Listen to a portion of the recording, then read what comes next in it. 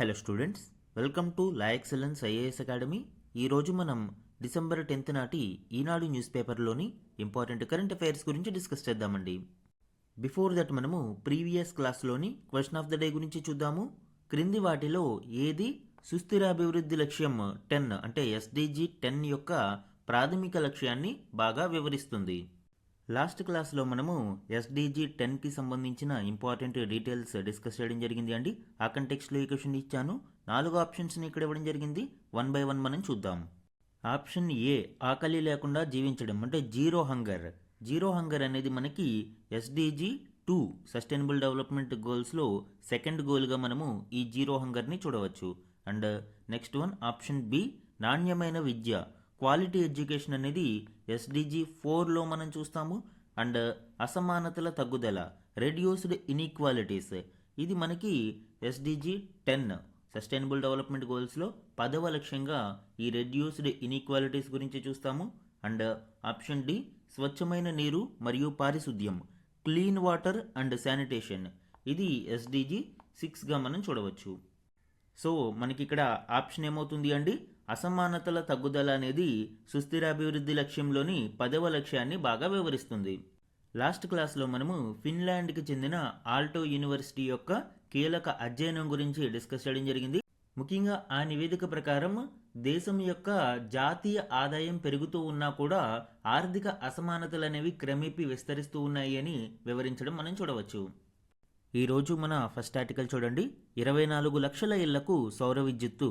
ఈ article PM Surya Ghar Muft Bijli యోజనకి సంబంధించిన కీలక డీటెయిల్స్ మరియు రీసెంట్ గణాంకాల గురించి వివరించడం జరిగింది. దీనికి సంబంధించిన ఇంపార్టెంట్ పాయింట్స్ ఇప్పుడు చూద్దాం.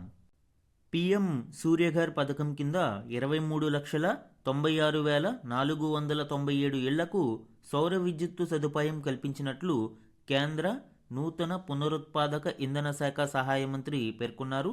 2026-27 కల్లా 1 కోటి ఇళ్ల పైకప్పులపై సౌర విద్యుత్తు వ్యవస్థలు అమర్చాలనేది ప్రభుత్వ లక్ష్యం కాగా ఇప్పటి వరకు కేవలం 23.96% పూర్తి చేసినట్లు వివరించారు. అంటే లక్ష్యానికి ఇంకా చాలా సుదూరంగా ఉన్నట్లు మనం ఇక్కడ చూడవచ్చు అండి. ఈ పథకం కింద లబ్ధి పొందేందుకు నేషనల్ పోర్టల్ ద్వారా సుమారు 53 లక్షలకి పైగా దరఖాస్తులు అందాయని, ఈ నెల 3 వరకు 23,96,497 ఇళ్లను కవర్ చేస్తూ 19,17,698 రూఫ్ టాప్ సోలార్ వ్యవస్థలను అమర్చినట్లు పేర్కొన్నారు. 2026-27 కల్లా 1 కోటి ఇళ్లకు ఈ సదుపాయం కల్పించేందుకు సుమారు 75,021 కోట్లు కేటాయించినట్లు వివరించారు. దేశంలో ఈ నెల 2 నాటికి మొత్తం 7,075.78 మెగావాట్ల సామర్థ్యం కలిగిన రూఫ్ టాప్ సోలార్ వ్యవస్థను అమర్చినట్లు ఆయన పేర్కొన్నారు. PM సూర్యఘర్ ముఫ్త్ బిజిలీ యోజనకి సంబంధించిన కీ డీటెయిల్స్ ఇక్కడ చూద్దామండి. టోటల్ 75,021 crores దీనికోసం కేటాయించడం జరిగింది. దీని యొక్క లక్ష్యం ఏంటి, 1 కోటి హౌస్ హోల్డ్స్కు రూఫ్ టాప్ సోలార్ ఎనర్జీ ద్వారా ముఫ్త్ బిజిలీ అంటే ఫ్రీ ఎలక్ట్రిసిటీని అందించడం. ఎంతవరకు, 300 యూనిట్ల వరకు ఫ్రీ ఎలక్ట్రిసిటీని అందించడం దీని యొక్క ప్రధాన లక్ష్యం. ఈ పథకం ద్వారా రూఫ్ టాప్ సోలార్ ఎనర్జీని ఏర్పాటు చేసుకోవడానికి వినియోగదారులకు సబ్సిడీని అందిస్తూ ప్రోత్సాహమిస్తారు. దీనికోసం 1 కిలోవాట్ సిస్టమ్ కొరకు 30,000 రూపాయలను, 2 కిలోవాట్ సిస్టమ్ కొరకు 60,000 రూపాయలను, 3 కిలోవాట్ అండ్ అబవ్ అయితే 78,000 రూపాయలు సబ్సిడీగా అందించడం జరుగుతుంది. అంతేకాకుండా కొలాటరల్ ఫ్రీ లో ఇంట్రెస్ట్ లోన్స్ అంటే అరౌండ్ 7% వడ్డీతో హౌస్ హోల్డ్స్ కొరకు లో ఇంట్రెస్ట్కి రుణ సదుపాయం కూడా అందించడం జరుగుతుంది. అదే కాకుండా additional income for house holds through sale of surplus power to discom. Net metering ద్వారా సర్ప్లస్ పవర్ ఏదైతే ఉందో ఈ సర్ప్లస్ పవర్ ఒకవేళ జనరేట్ అయితే 300 యూనిట్ల కంటే ఎక్కువ లేదా వాళ్ళ అవసరాల కంటే ఎక్కువ జనరేట్ అయితే ఆ సర్ప్లస్ పవర్ని డిస్కమ్స్కి సేల్ చేయడం ద్వారా అడిషనల్ ఇన్కమ్ కూడా సంపాదించవచ్చు. అండ్ ఎన్విరాన్మెంట్ పరంగా దీని వలన కలిగే లాభాలు కూడా మనం చూడవచ్చు అండి. Around 720 million tons of carbon dioxide equivalent emissions అనేవి రాబోయే 25 సంవత్సరాలలో తగ్గించడానికి ఇది దోహదపడుతుంది. అండ్ దీని ద్వారా అరౌండ్ 17 lakh జాబ్స్ అనేవి క్రియేట్ చేయడానికి అవకాశం ఉంటుంది. సో ఈ PM సూర్యఘర్ ముఫ్త్ బిజిలీ యోజనని ప్రభుత్వం ప్రతిష్టాత్మకంగా తీసుకుంది. అండ్ లేటెస్ట్ డేటా ప్రకారం ఇప్పటి వరకు సుమారు 24 లక్షల ఇళ్లకు ఈ సౌర విద్యుత్తును రూఫ్ టాప్ సోలార్ ఎనర్జీని ఇన్స్టాల్ చేయడం జరిగింది. మన నెక్స్ట్ ఆర్టికల్ చూడండి.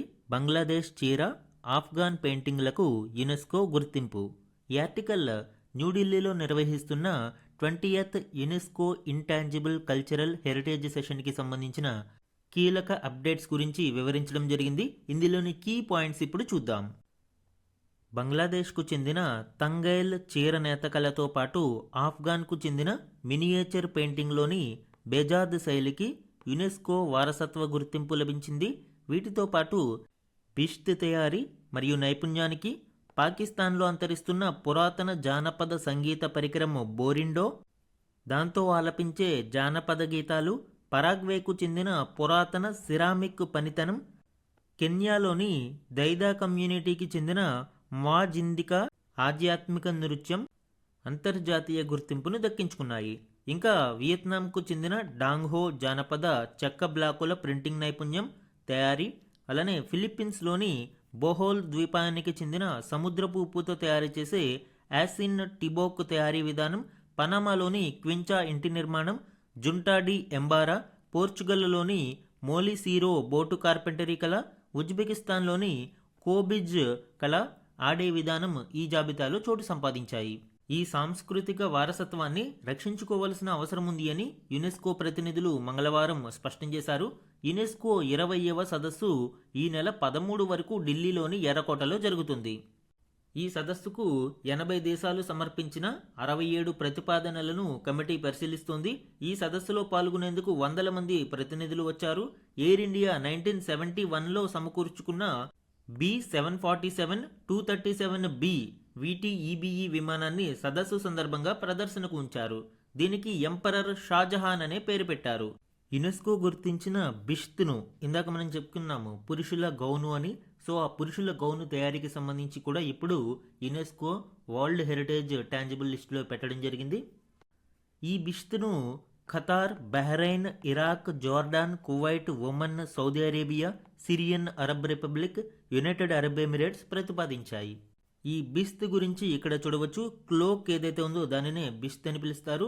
ఖతార్లో 2022లో నిర్వహించిన ఫీఫా వరల్డ్ కప్ ఫైనల్లో అర్జెంటీనా విజయం సాధించిన తర్వాత అర్జెంటీనా స్టార్ ప్లేయర్ లియోనల్ మెస్సీకి ఈ బిస్త్ను ప్రదానం చేయడం కూడా ఇక్కడ చూడవచ్చు. ఓకే, 20th సెషన్కి సంబంధించి UNESCO intangible cultural heritage session red ఫోర్ట్లో నిర్వహిస్తూ ఉన్నారు. డిసెంబర్ 8 నుంచి 13 వరకు ఈ కార్యక్రమం నిర్వహించబడుతుంది. వెన్యూ వచ్చి హోస్ట్ ఇండియా. అండ్ మొదటిసారిగా మనము ఈ కార్యక్రమాన్ని నిర్వహిస్తూ ఉన్నాము. ఇందులో ప్రపంచ దేశాల నుంచి సుమారు 150 దేశాల నుంచి డెలిగేట్స్ హాజరు కానున్నారు. దీని యొక్క ప్రధాన ఉద్దేశం ఏంటి అండి? Protect and promote living traditions. ఏవైతే ఇంకా సాంస్కృతిక కళలు సజీవంగా ఉన్నాయో వాటిని సంరక్షించడం దీని యొక్క ప్రధాన ఉద్దేశం. ఈ 20వ సదస్సుకు చైర్పర్సన్గా హెచ్ఈ విశాల్ వి శర్మ, ఇండియా యొక్క పర్మనెంట్ డెలిగేట్ టు యునెస్కో, దీనికి అధ్యక్షత వహించనున్నారు. అండ్ ఈ ఇంటాంజిబుల్ కల్చరల్ హెరిటేజ్ లిస్ట్లో భారతదేశం యొక్క లెగసీని చూస్తే ఇప్పటి వరకు 15 భారతదేశానికి చెందిన కళలు ఇందులో చోటు సంపాదించుకున్నాయి. ఎగ్జాంపుల్ యోగా, కుంభమేళా, గర్బా 2023లో ఈ జాబితాలో చోటు సంపాదించుకుంది. అదేవిధంగా యునెస్కోకి చెందిన ఈ కల్చరల్ ఇంటాంజిబుల్ హెరిటేజ్కి సంబంధించిన 2003 కన్వెన్షన్ని రాటిఫై చేసి భారతదేశం 20 సంవత్సరాలు పూర్తి చేసుకుంది. ఇది యునెస్కో ఇంటాంజిబుల్ కల్చరల్ హెరిటేజ్ సెషన్కి సంబంధించిన 20వ సదస్సు భారతదేశంలో న్యూఢిల్లీలోని ఎర్రకోటలో నిర్వహించబడుతుంది. దీనికి సంబంధించిన కీ డీటెయిల్స్. ఈ యునెస్కో ఇంటాంజిబుల్ కల్చరల్ హెరిటేజ్ని ఏ విధంగా నిర్ణయిస్తారు అనేది ఇక్కడ చూస్తే 5 డొమైన్స్గా దీనిని విభజించడం జరుగుతుంది అండి. Like first one oral traditions and expressions, అంటే స్టోరీ టెల్లింగ్ లాంటివి. ఎగ్జాంపుల్ హెజెన్ హిమాకాన్, చైనా యొక్క ఈ స్టోరీ టెల్లింగ్ ట్రెడిషన్ ఈ లిస్టులో చోటు సంపాదించుకుంది. అండ్ పెర్ఫార్మింగ్ ఆర్ట్స్, ఎగ్జాంపుల్ ఇండియాకి చెందిన చౌ డ్యాన్స్. అలానే social practices, rituals and festive events, example ఇండియాకి చెందిన దుర్గా పూజ, కుంభమేళా. అలానే యూరోప్కి చెందిన టొకాటి festival. And very recent entry భారతదేశం నుంచి 2025 సెషన్లోనే దీనిని ఇంక్లూడ్ చేయడం జరిగింది. భారతదేశం నుంచి దీపావళి అనేది లేటెస్ట్ ఎంట్రీగా కూడా చెప్పవచ్చు. అలానే knowledge and practices concerning nature, for example Buddhist chanting of Ladakh, Ayurveda, ఇవన్నీ కూడా దీనికి ఎగ్జాంపుల్గా చెప్పవచ్చు. Traditional craftsmanship like Kutiyattam and brass and copper craft India, xhubleta clothing Albania, ఇవన్నీ కూడా ఈ కల్చరల్ హెరిటేజ్, ఇంటాంజిబుల్ కల్చరల్ హెరిటేజ్లో భాగంగా మనం చూడవచ్చు. And UNESCO intangible cultural heritages in India, భారతదేశంలో ఎన్ని ఉన్నాయండి? లేటెస్ట్ ఎంట్రీతో కలిపి మొత్తం 16 ఎలిమెంట్స్ అనేవి మనం చూడవచ్చు. అండ్ లొకేషన్ స్పెసిఫిక్ మనం చూస్తే లడాక్ రీజియన్ అండ్ జమ్మూ కాశ్మీర్ చూస్తే Buddhist chanting, and Punjab region మనం చూస్తే traditional brass and copper craft, and Kalbelia రాజస్థాన్కి చెందిన కల్బిలియా, అండ్ గర్బా డ్యాన్స్ గుజరాత్కి చెందిన గర్బా డ్యాన్స్, కేరళకి చెందిన కుటియాట్టం, అండ్ కేరళకి చెందిన ముదియెట్టు, అండ్ గర్వాల్ హిమాలయాస్కి చెందిన రామ్మాన్, అండ్ ఉత్తరప్రదేశ్కి చెందిన రామ్లీలా, కుంభమేళ ఉత్తరప్రదేశ్కి చెందిన కుంభమేళ, అండ్ మణిపూర్కి చెందిన సంకీర్తన, అండ్ కోల్కతాకి చెందిన Durga Puja, and Odisha, Jharkhand and west బెంగాల్కి చెందిన చౌ డ్యాన్స్, ఇవన్నీ కూడా ఈ జాబితాలో చోటు సంపాదించుకున్నాయి. And not specific to a religion మనం చూస్తే tradition of Vedic chanting, yoga, Navroz, ఇవన్నీ కూడా ఈ యునెస్కో ఇంటాంజిబుల్ కల్చరల్ హెరిటేజ్ లిస్ట్లో జాబితాలో ఉన్నాయి. And latest entry not specific to religion, Diwali 2025లో దీనిని మనము లేటెస్ట్ ఎంట్రీగా చూడవచ్చు. ఇవి భారతదేశానికి చెందిన UNESCO intangible cultural heritage sites. ఈ ఇయర్ ఎగ్జామ్ పాయింట్ ఆఫ్ వ్యూలో ఇది ఇంపార్టెంట్ అండి. ఈ లిస్ట్ మనకి మ్యాచ్ ద ఫాలోయింగ్లో అడిగే అవకాశం ఉంది. మన నెక్స్ట్ ఆర్టికల్ చూడండి, ఆన్లైన్లో ఆమెకేది భద్రత. ఈ ఆర్టికల్ రోజు రోజుకి విస్తరిస్తున్న cyber crimes, especially cyber bullying గురించి ఈ ఆర్టికల్లో వివరించడం జరిగింది. పర్టికులర్లీ ఉమెన్ సైబర్ బుల్లీయింగ్ ద్వారా ఫేస్ చేస్తున్న ఇష్యూస్ గురించి ఇక్కడ డిస్కస్ చేయడం జరిగింది. ఇందులోని ఇంపార్టెంట్ డీటెయిల్స్ చూద్దాము. ఫస్ట్ ఆఫ్ ఆల్ అసలు సైబర్ బుల్లీయింగ్ అంటే ఏంటి అనేది చూద్దాం. డిజిటల్ టెక్నాలజీని ఉపయోగించి ఒక వ్యక్తిని తీవ్రంగా హెరాస్ చేయడము, వేధించడం, దానిని మనము సైబర్ బుల్లీయింగ్ అని పిలుస్తాం. ఇందులో అనేక యాంగిల్స్, అనేక పార్శ్వాలు ఉంటాయి. ఫర్ ఎగ్జాంపుల్ మస్క్యూరేడింగ్ అంటే ఒక వ్యక్తి యొక్క ఐడెంటిటీని ఫాల్స్గా క్రియేట్ చేసి, అంటే ఫేక్ ఐడెంటిటీని క్రియేట్ చేసి అతను లేదా ఆమెకి డిఫేమ్ చేయడం లేదా హామ్ని కలగచేయడం మస్క్యూరేడింగ్ అని పిలుస్తాం. అలానే online harassment, repeatedly sending offensive, rude and insulting messages, and denigration అంటే spreading rumours or negative comments to damage reputation, ఒక వ్యక్తి యొక్క రెప్యుటేషన్ని దెబ్బతీయడానికి ఫాల్స్ ప్రోపగండా చేయడం. అండ్ ఔటింగ్ అంటే sharing sensitive or private information without consent, ఒక వ్యక్తి యొక్క అంగీకారం లేకుండా వారికి సంబంధించిన సెన్సిటివ్ మరియు ప్రైవేట్ ఇన్ఫర్మేషన్ని ఆన్లైన్లో షేర్ చేయడం.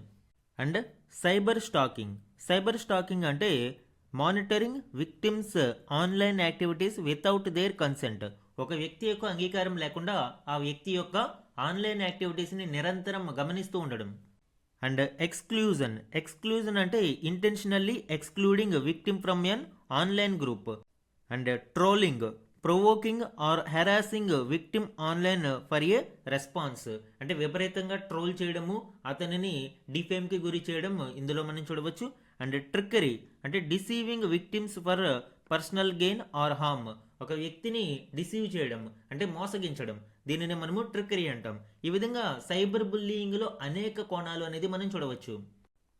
ఇక్కడ చూడండి, rumours, discredit, insults, racist comments, threats, punishing, hacking, impersonate. ఇటీవలి కాలంలో మనము డిజిటల్ అరెస్ట్ చూస్తూ ఉన్నాము. ఈ డిజిటల్ అరెస్ట్ అనేది ఇంపెర్సనేట్లోకి వస్తుంది. అంటే ఒక FBI లేదా CBI ఆఫీసర్ లాగా లేదా ఒక పోలీస్ ఆఫీసర్ లాగా ఫేక్ ఐడితో అవతల వ్యక్తిని మోసగించడం, అంటే ఒక ముసుగు వేసుకుని మోసం చేయడాన్ని మనము ఇంపెర్సనేట్ అని పిలుస్తాం.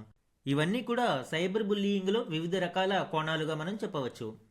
Okay, coming to the topic. ఇటీవలి కాలంలో మనకి ఆర్టిఫిషియల్ ఇంటెలిజెన్స్ విపరీతంగా విస్తృతం కావడంతో డీప్ ఫేక్ టెక్నాలజీ అనేది సాధారణ యూజర్లకు కూడా అందుబాటులోకి వచ్చేసింది. ఇటీవలి కాలంలో సోషల్ మీడియాలో అనేక డీప్ ఫేక్ వీడియోలు చక్కర్లు కొడుతూ ఉన్నాయి. ఫర్ ఎగ్జాంపుల్, రీసెంట్గా ఒక ప్రముఖ హీరో మరియు హీరోయిన్ మధ్య పెళ్లి జరిగినట్లు ఒక వీడియో చక్కర్లు కొడుతూ వచ్చింది. ఇది డీప్ ఫేక్ టెక్నాలజీ. అందరికీ అది ఫేక్ అని తెలుసు, కానీ సరదాగా దానిని సోషల్ మీడియాలో షేర్ చేస్తూ ఉన్నారు.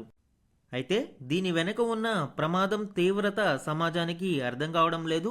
అందుకే ఈ ఏడాది international day for the elimination of violence against women సందర్భంగా నిర్వహించే 16 రోజుల అవగాహన కార్యక్రమాలకు డిజిటల్ హింసను సబ్జెక్టుగా ఎంచుకుంది ఐక్యరాజ్యసమితి.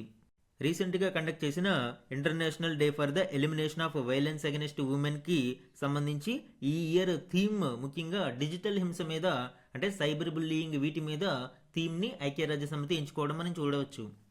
అయితే మన సమాజంలో గృహహింసనే సీరియస్గా తీసుకోవడం లేదు. అలాంటిది ఈ డిజిటల్ హింస మీద అంత దృష్టి సారిస్తారా అంటే ఆలోచించాల్సిన విషయమే. అండ్ ఇటీవలి ఒక అధ్యయనం experiencing technology facilitated gender based violence in India అన్న నివేదికలో ఈ డిజిటల్ వైలెన్స్కి సంబంధించిన వివిధ ఫేసెస్, వివిధ పార్శ్వాల గురించి ఇవ్వడం జరిగింది. ముఖ్యంగా వ్యక్తిగత ఫోటోలు, వీడియోలను సామాజిక మాధ్యమాల నుండి తస్కరించి వాటితో డీప్ ఫేక్వి సృష్టించడం, ఇతరుల వ్యక్తిగత సమాచారాన్ని బహిరంగ వేదికలపై, అశ్లీల వెబ్సైట్లలో పంచుకోవడం, ఒకరిని లక్ష్యంగా చేసుకుని వేర్వేరు వేదికలపై వెంటాడి వేధించడం, ఫేక్ ఐడెంటిటీలతో లైంగిక వేధింపులకు పాల్పడడం, స్త్రీల పట్ల ద్వేషాన్ని, స్త్రీవాదం పట్ల వ్యతిరేకతని ప్రచారం చేయడం, ఇవన్నీ కూడా డిజిటల్ వైలెన్స్ యొక్క వివిధ ఫేసెస్గా మనం చెప్పవచ్చు. ఏఐ సాంకేతికతను అడ్డం పెట్టుకుని ఇటీవల కాలంలో ఈ డీప్ ఫేక్ టెక్నాలజీని ఉపయోగించుకుని సైబర్ బుల్లీయింగ్ అనేది తీవ్రంగా పెరిగిపోతూ ఉంది. ఐక్యరాజ్య సమితి అధ్యయనం ప్రకారం 38% స్త్రీలు డిజిటల్ హింసను ఎదుర్కొంటున్నారు. కులం, వర్గం, వృత్తి, వైకల్యం లాంటి వాటిని బట్టి ఈ వేధింపుల తీవ్రత పెరగడం గమనార్హం. డిజిటల్ హింస అనేది ఒక కామెంట్ గాను, ఇన్బాక్స్లో మెసేజ్ లాను చిన్నగానే మొదలవుతుంది. అక్కడే దానికి గట్టిగా చెక్ పెట్టకపోతే అదే వెంటాడి వేధించే పెనుముప్పుగా పరిణమిస్తుంది.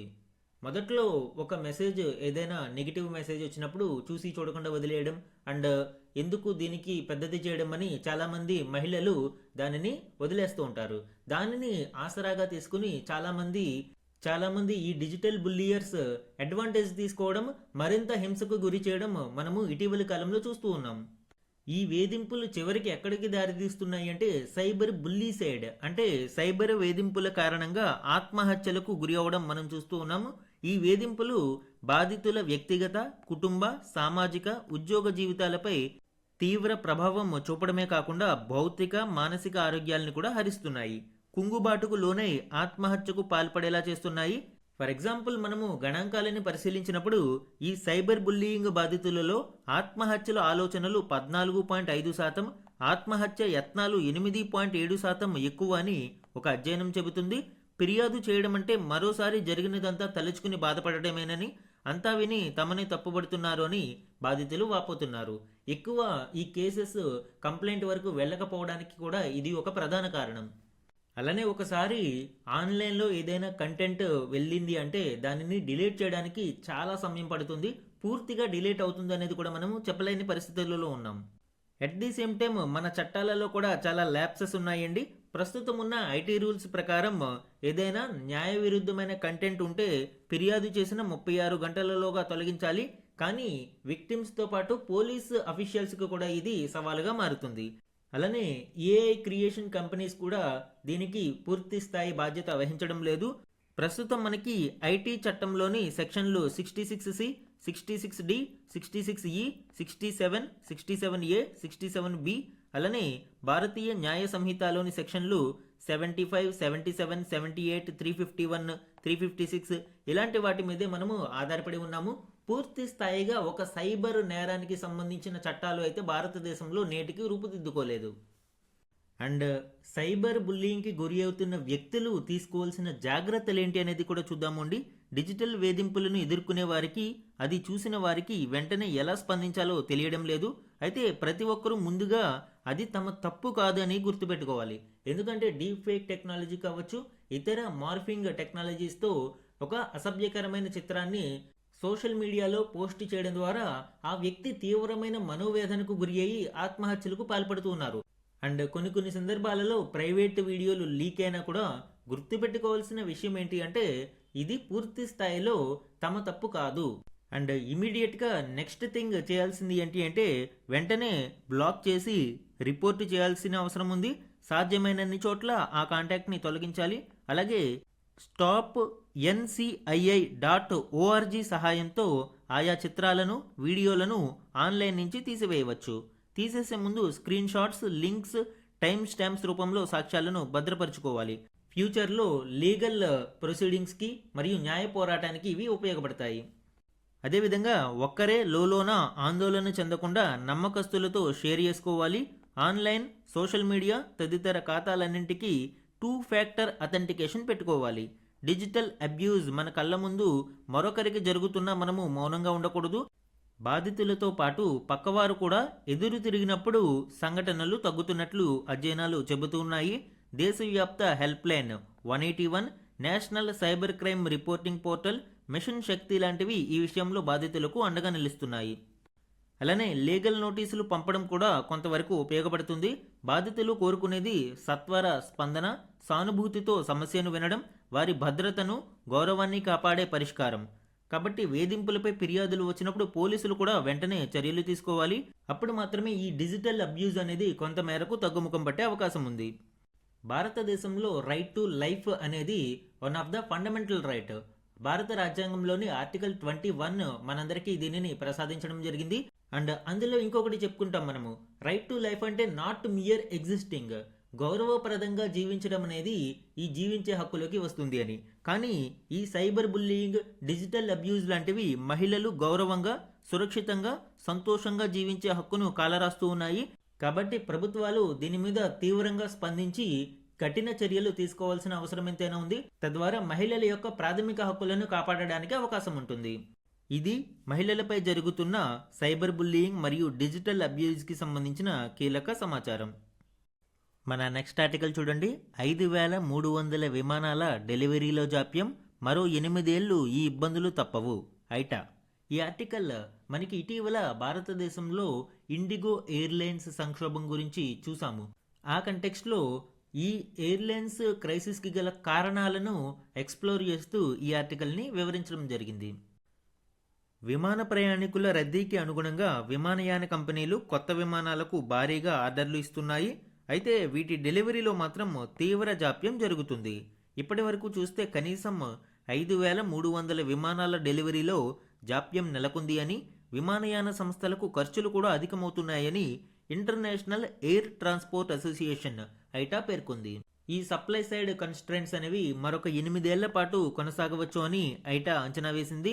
విమాన ఇంజిన్ తయారీ సంస్థలు భారీ లాభాలు ఆర్జిస్తున్న, ప్రయాణికులకు సేవలందిస్తున్న విమానయాన సంస్థలు తక్కువ మార్జిన్లకి పరిమితమవుతున్నాయని ఐటా పేర్కొంది. సరఫరా వ్యవస్థ సమస్యలపై చట్టపరమైన చర్యలకు విమానయాన సంస్థలు ప్రయత్నిస్తున్నాయని వివరించింది. అండ్ రీసెంట్ స్టాటిస్టిక్స్ని మనం చూస్తే ప్రస్తుతం ఒక విమానయాన సంస్థ కొత్త విమానం కోసం ఆర్డర్ చేస్తే అది అందుకోవడానికి సగటున 6.8 సంవత్సరాలు పడుతుంది అని, తయారీ సంస్థల వద్ద ఆల్రెడీ 17,000 కంటే ఎక్కువ విమాన ఆర్డర్లు పెండింగ్లో ఉన్నట్లు ఐటా వివరించింది. అంతర్జాతీయ విమాన రద్దీలో 80% పైగా వాటా కలిగిన 360 కంపెనీలకు ఐటా ప్రాతినిధ్యం వహిస్తుంది. అండ్ 12 ఏళ్లకు సరిపడా తయారీ ఆర్డర్లు అనేవి ఇక్కడ చూడవచ్చు. 2025 చివరిలో కొత్త విమానాల డెలివరీలు పుంజుకున్నాయి. 2026లో విమానాల ఉత్పత్తి మరింత పెరిగే అవకాశం ఉంది. అయితే విమానాలు, ఇంజన్లకు ఉన్న గిరాకీ కంటే లభ్యత తక్కువగానే ఉండవచ్చు అని ఐటా అంచనా వేసింది. విమానయాన సంస్థల అవసరాలు, తయారీ సంస్థల ఉత్పత్తి సామర్థ్యాల మధ్య పొంతన లేకపోవడంతో 2031-34 వరకు సాధారణ పరిస్థితి నెలకొనడం అసాధ్యమని పేర్కొంది.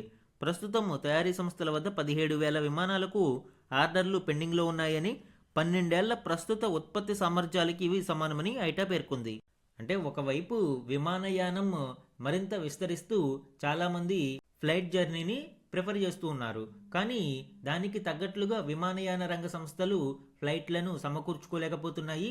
అవి ఆర్డర్ పెట్టినా కూడా తయారీ సంస్థలు విపరీతమైన జాప్యం కారణంగా ప్రస్తుతం కెపాసిటీతో మనం చూస్తే 17,000 పెండింగ్ ఆర్డర్లు ఉండగా అవి 12 సంవత్సరాల కాలంలో పూర్తి అవుతాయనేది ఒక అంచనా. రీసెంట్గా భారతదేశం ఎదుర్కొంటున్న ఇండిగో ఎయిర్లైన్ క్రైసిస్కి ఇది కూడా ఒక ప్రధాన కారణంగా మనం చెప్పవచ్చు.